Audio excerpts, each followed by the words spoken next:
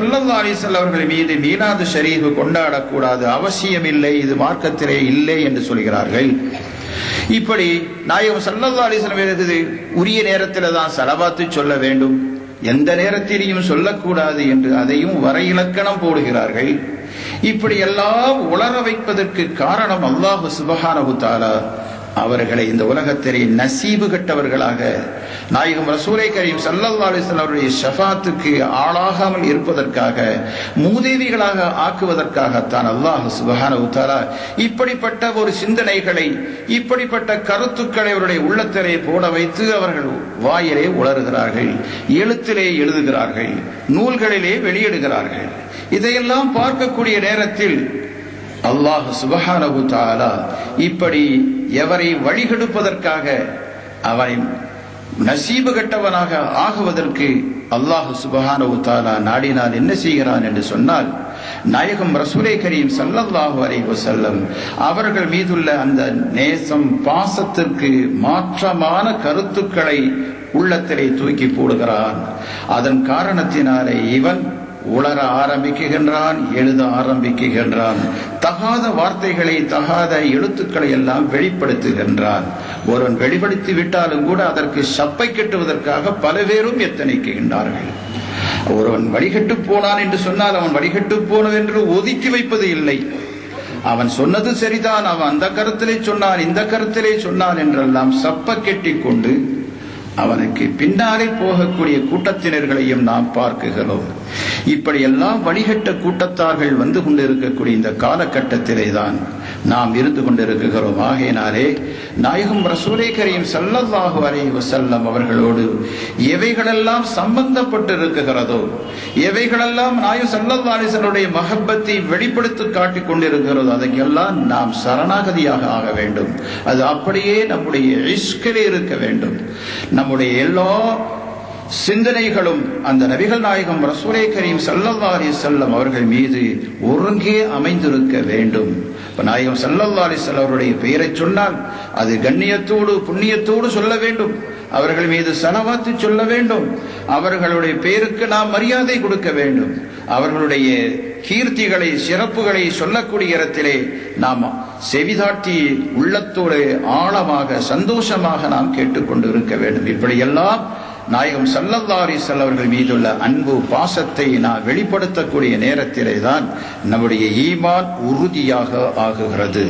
இது அல்லாமல் நாங்கள் நாயகத்தையே நேசிக்குகின்றோம், நாயகத்திற்கு எதிரானவர்களை நேசிக்குகிறோம் என்று சொன்னால் அது ஒரு காலமும் இரண்டும் ஒன்று சேர முடியாது. இஜ்திமாஉன் நகீலைனி முஹால் என்று எல்லா அறிவாளிகளினாலும் ஒப்புக்கொள்ளப்பட்ட ஒரு கருத்து. அதாவது எதிரும் புதிரான ஒரு பொருள் ஒரு இடத்திலே சேகரமாகாது என்பதுதான். எங்கே நாயகம் ரசூலை கரீம் ஸல்லல்லாஹு அலைஹி வஸல்லம் மஹப்பத் வந்திருக்கிறதோ அங்கே நாயகம் ஸல்லல்லாஹு அலைஹி வஸல்லம் அதாவத் என்று சொல்லக்கூடிய விரோதம் அங்கே இடவில்லை. ஸல்லல்லாஹு அலைஹி வஸல்லம் அப்படித்தானே சொன்னார்கள், என்னுடைய உள்ளத்திலும் என்னுடைய சதைகளிலும் என்னுடைய எலும்புகளிலேயும் உங்களுடைய மஹப்பத்து ஹுப்புக, உங்களுடைய நேசம் நுழைந்திருக்கிறது, ஷைத்தானுக்கு அங்க வேலையே இல்லை என்று சொல்லி முடித்தார்கள்.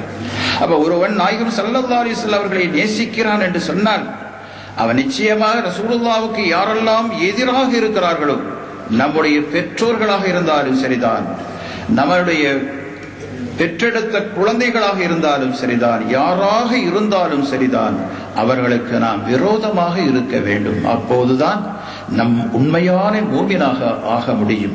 இந்த அடிப்படையில் தான் ஆரம்பத்திலே குர்ஆன் ஷரீஃபை ஓதின ஹாஃபிஸ் அவர்கள் கூட இந்த ஆயத்தை பொருத்தமாக இருக்கும் என்ற நினைப்பிலே தான் ஓதியிருப்பார்கள் என்று நினைக்கிறேன்.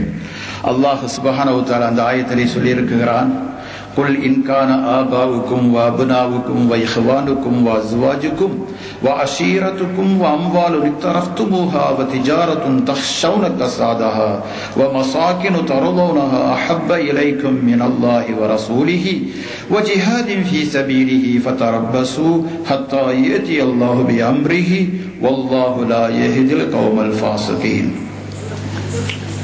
நாயகம் ஸல்லல்லாஹு அலைஹி வஸல்லம் அவர்களுக்கு அல்லாஹ் சொல்லும்படியாக கட்டளை பிறப்பிக்கிறான்.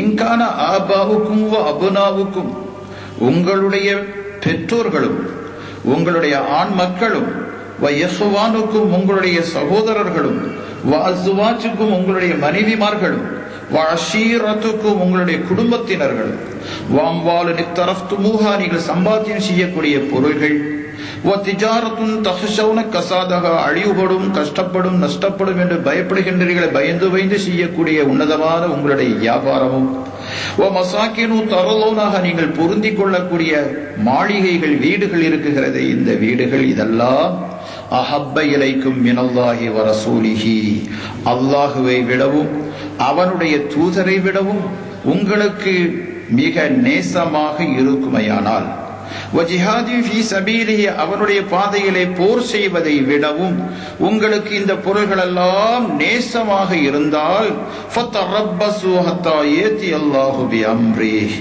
எதிர்பாருங்கள், அல்லாஹ் சுப்ஹானஹு தஆலா அவனுடைய அதாபை கொண்டு வருவான் என்பதை எதிர்பாருங்கள் என்று சொல்லி இருக்கிறான். அப்ப இந்த நம்முடைய பெற்றோர்கள், நம்முடைய சொந்தக்காரர்கள், நம்முடைய சகோதரர்கள், மனைவி, மக்கள்கள், பொருள்கள், செல்வங்கள் எல்லாமே நமக்கு உகப்பானதாக இருந்தால், யாரை விட? அல்லாஹ்வை விடவும் ரசூலை விடவும், அல்லாஹுடைய ரசூலை விடவும் அவனுடைய பாதையிலே ஜிஹாது செய்வதை விடவும் இவைகளெல்லாம் மிக நேசமாக இருந்தால் அழிவுதான் உங்களுக்கு, அல்லாஹ்வுடைய அதாபு நிச்சயமாக வரப்போகிறது, எதிர்பாருங்கள் என்று சொல்லி இருக்கிறான். அல்லாஹ் தஆலா அடுத்து சொல்கிறான், வல்லாஹு லா யஹ்தில் கௌமல் ஃபாஸிகீன். எப்போது நாயும் ஸல்லல்லாஹு அலைஹி வஸல்லம் மஹப்பத் இல்லையோ, அல்லாஹ்வுடைய நேசம் இல்லையோ, அல்லாஹ்வுடைய பாதையிலே செலவு செய்வதற்கு உங்களுக்கு மனமில்லையோ, அப்பெல்லாம் நீங்கள் எல்லாம் யார்? அல்லாஹ்வுடைய கட்டளை விட்டு மீறியவர்கள். இப்ப மீறிய கூட்டத்தினர்களுக்கு அல்லாஹ் சுப்ஹானஹு வ தஆலா நேர் வழி காட்ட மாட்டான் என்று சொல்லி இருக்கிறான். அப்போ எல்லா பொருள்களை விடவும் நாம் நேசம் யாரை வைக்க வேண்டும்? அல்லாஹுவையும் ரசூலையும் நேசிக்க வேண்டும். அப்போதான் நம்முடைய ஈமான் பரிபூரணமாக ஆகுகிறது. ஆகையினாலே நாங்கள் அங்கேயும் வாழை காட்டுவோம், இங்கே தலையை காட்டுவோம் என்று இங்கேயும் அங்கே நடித்தால் நிச்சயமாக அவர்கள் எல்லாம் வழிகேடர்களாகத்தான் ஆகுவார்கள். நாயகம் ஸல்லல்லாஹு அலைஹி வஸல்லம் அவர்களுடைய மஹப்பத்தை அவர்கள் பெற்றுக்கொள்ள முடியாது. உண்மையான நேசராக இருக்க வேண்டும் என்று சொன்னால் எதற்கும் தயாராக வேண்டும். நாயகம் ஸல்லல்லாஹு அலைஹி வஸல்லம் அவர்களுடைய அந்த மஹப்பத்திலே ஊறி கிடைக்க வேண்டும் என்று சொன்னால், அவர்கள் ஒரு காரியத்தை சொன்னால், செய்யும்படியாக சொன்னால் உடனே அதற்கு நாம் தலை சாய்த்து விட வேண்டும். மறுமொழியே அங்கே வரக்கூடாது, மாற்றமான சிந்தனை நம்முடைய உள்ளத்திலே வரக்கூடாது. அப்படி இருந்தால்தான் உண்மையான மூமினாக, உண்மையான முஹிப்பாக, நேசனாக ஆக முடியும். இந்த அடிப்படையிலே தான் சஹாபா பெருமக்களுடைய வாழ்க்கை வரலாறுகளை எல்லாம் நான் பார்க்கக்கூடிய நேரத்தில் அந்த சஹாபா பெருமக்கள் நாயகம் ஸல்லல்லாஹு அலைஹி வஸல்லம் அவர்கள் மீதுள்ள அன்பு பாசத்தின் காரணத்தினாலே மனைவி மக்களை துறந்தார்கள், தாங்கள் பெற்ற தாய் தகப்பர்களை மறந்தார்கள், தன்னுடைய சொந்தக்காரர்கள் எல்லாவற்றையும் மறந்து அந்த நாயகம் ரசூலை கரீம் ஸல்லல்லாஹு அலைஹி வஸல்லம் அவர்களுடைய மஹப்பத் நேசத்திலே தான் அவர்கள் திளைத்திருந்திருக்கிறார்கள். ஆஷிகீன்களாக, அன்பர்களாக, காதலர்களாக சஹாபா பெருமக்கள் இருந்திருக்கிறார்கள். தங்களுடைய பொருளை விடவும் தங்களுடைய உயிரை விடவும் அவர்கள் மேலாக நாயகம் ஸல்லல்லாஹு அலைஹி வஸல்லம் அவர்களை நேசித்திருக்கிறார்கள். ஆகையினால் தான் யுத்தத்துக்கு வாருங்கள் என்று சொன்ன மாத்திரத்திலே உடனே யுத்தத்துக்கு வந்து விடுகிறார்கள். யுத்தத்துக்கு போனால் நமக்கு அழிவு வரும், நம்முடைய செல்வங்கள் போகும் என்ற சிந்தனை கூட அவர்களுக்கு வரவில்லை. யுத்தத்துக்கு அழைத்தால் உடனே நாயகம் ஸல்லல்லாஹு அலைஹி வஸல்லம் அவர்களுக்கு பின்னாலேயே போய் விடுவார்கள். அவர்களுக்கு எந்த விதமான மறுப்பும் சொல்ல மாட்டார்கள். தபூக் யுத்தத்திற்காக வேண்டிய நபிகள் நாயகம் ஸல்லல்லாஹு அலைஹி வஸல்லம் அவர்கள் அழைப்பு கொடுக்கிறார்கள். கஷ்டமான காலகட்டம், வறுமையான காலகட்டம், அதே நேரத்தில் கடினமான குளிரான காலம். அந்த தபூக் என்ற ஊர் இருக்குகிறது, மதீனாவிலிருந்து வெகு தூரத்திலே இருந்து கொண்டிருக்கிறது. அதற்கு நாம் போக வேண்டும், யுத்தத்திற்கு கிளம்ப வேண்டும். சஹாபா பெருமக்களே, உங்களுக்கு இருக்கக்கூடிய வாய்ப்பு வசதிகளை எல்லாம், உங்களுக்கு செல்வங்கள் இருந்த அந்த செல்வங்களை எல்லாம் அல்லாஹ்வுடைய பாதையிலே நீங்கள் செலவழிப்பதற்காக கொண்டு வாருங்கள் என்ற ஒரு வார்த்தை சொன்ன மாத்திரத்திலே சஹாபா பெருமக்கள் தங்களுடைய வீடுகளில் இருந்தவைகளெல்லாம் தங்களுடைய மனைவி மக்கள் எல்லாத்துக்கும் ஒரு பங்கை வைத்துவிட்டு மறு பங்கை நபிகள் நாயகம் ரசூலை கரீம் ஸல்லல்லாஹு அலைஹி வஸல்லம் அவருடைய சமூகத்திலே ஒப்படைக்கிறார்கள். தாங்களையும் அவர்கள் யுத்தத்துக்கு வருவதற்காக வேண்டி அவர்கள் எல்லாம் சரணடைந்து விடுகிறார்கள். இந்த அடிப்படையிலே தான் உமர் இப்னு கத்தாப் ரலியல்லாஹு தஆலா அன்ஹு அவர்களும் தங்களுடைய வீட்டுக்கு சென்று வீட்டில் இருக்கக்கூடிய பொருட்கள் எல்லாத்தையும் பகுதி பகுதியாக வைக்கிறார்கள். பகுதி பகுதியாக ஆக்கிவிட்டு ஒரு பகுதியை தங்களுடைய மனைவி